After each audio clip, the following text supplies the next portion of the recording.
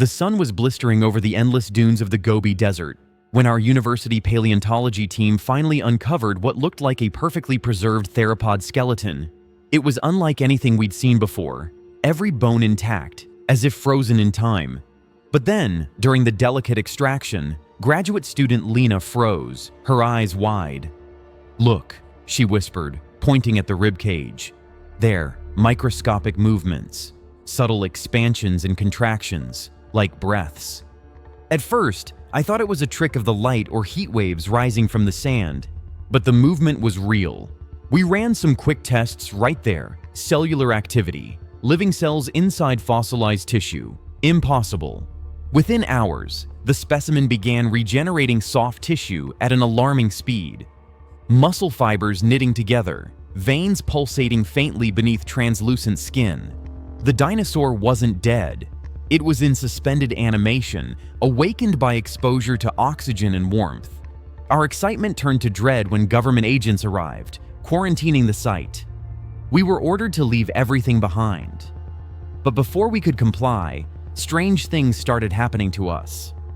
It began with small cuts healing overnight, then heightened senses, sharp hearing, night vision. My colleague Raj noticed his strength increasing, his reflexes faster than humanly possible. And some of us developed odd mutations, scales faintly appearing on skin, eyes shifting color. We were changing, and the dinosaur's revival seemed linked to our transformation. Days later, trapped in the quarantine camp, we discovered ancient carvings etched into nearby rocks. They depicted a civilization unlike any known humanoids wielding strange technology, creating terrifying creatures. Biological weapons, the carvings suggested, designed to defend Earth from an alien threat that returned every few millennia. Astronomical charts found alongside matched the current celestial alignment. The dinosaur's awakening was no accident. It was a signal. The extraterrestrial menace was coming back. Panic spread. The government sealed off the desert, but we were inside, caught between a living fossil and a looming invasion. One night, as the desert wind howled, the dinosaur's breathing grew louder. Lena and I sneaked out to the dig site, desperate to understand what was happening. The skeleton had grown, soft tissue replaced bone, muscles flexed under newly formed skin. It was becoming whole again. Suddenly, it opened its eyes, ancient, intelligent, and filled with sorrow.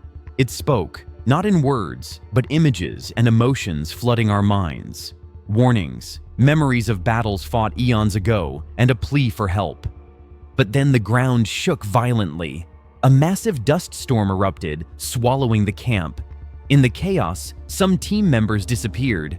When the storm cleared, we found strange, alien devices buried in the sand technology far beyond human understanding. The dinosaur was not just a creature, it was a guardian, a key to activating these weapons. Raj, now more mutated than the rest of us, claimed he could hear voices from the devices. They spoke of a countdown, a cosmic event that would bring destruction if left unchecked. We realized that the dinosaur's revival was a double-edged sword. It could defend us or doom us all. As days passed, our symptoms worsened. Lena developed crystalline growths on her skin that glowed faintly in the dark. I started experiencing visions, flashes of the alien invasion's horrors. One evening, while examining the dinosaur's remains, I noticed something terrifying. The soft tissue was healing injuries at an incredible rate, just like we were. The creature was evolving, adapting, becoming something new. But it was also losing control. The dinosaur's breathing became erratic, its eyes flickering between calm and rage. It was awakening fully, but what that meant for us was uncertain. In a desperate bid, we tried to communicate with it again. This time, the images were clearer. The ancient civilization had trapped the dinosaur in suspended animation to protect it from the alien threat's mind control.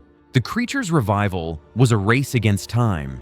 If fully awakened, it could fight the invaders, but if corrupted, it could become their weapon. We faced a terrible choice: help the dinosaur awaken fully and risk losing control, or try to stop it and face the alien threat alone.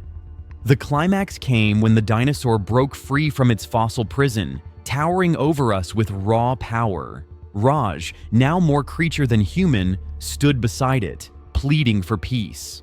Suddenly, the alien ships appeared on the horizon, massive, dark, and ominous. The dinosaur roared, a sound that shook the desert to its core. It charged the invaders, a living relic fighting for Earth's survival. But as the battle raged, I realized the truth. The dinosaur's breathing was not just life, it was a heartbeat of hope and sacrifice. In the aftermath, the alien threat was pushed back, but at a cost. The dinosaur, wounded and exhausted, retreated into the desert sands, its breathing slowing once more. We were changed forever, carrying the legacy of that ancient battle in our bodies and minds. In the days before the final battle, tensions among our team reached a breaking point. Some wanted to destroy the dinosaur, fearing its power. Others believed it was our only hope. Lena and I argued fiercely, our friendship strained by fear and uncertainty. One night, Lena confided in me, tears streaming down her face. "I don't know what I'm becoming," she whispered, "but I feel connected to it, as if its heartbeat is inside me too." Her words haunted me. We were no longer just scientists, we were part of something far bigger and more terrifying. Then came the moment when Raj, fully transformed, saved my life. An alien drone attacked us, its weapons designed to kill anything with DNA resembling Earth's. Raj shielded me, his mutated body absorbing the blast. I saw humanity fading from his eyes, replaced by something ancient and alien.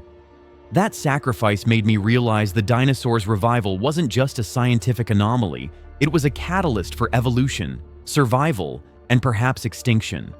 The government's quarantine was a thin veil over chaos. Rumors leaked, military experiments, cover-ups, disappearances. We were pawns in a game far beyond our understanding. Yet, in the quiet moments, I'd sit by the dinosaur's resting place, listening to its slow, steady breathing. It was a reminder that life, no matter how ancient or strange, fights to endure. And so do we. And when it returns, the breathing bones will awaken again. We are the guardians now. The line between human and ancient protector has blurred. The desert is silent for now, but the air hums with anticipation. This is not the end, it's only the beginning. To be continued,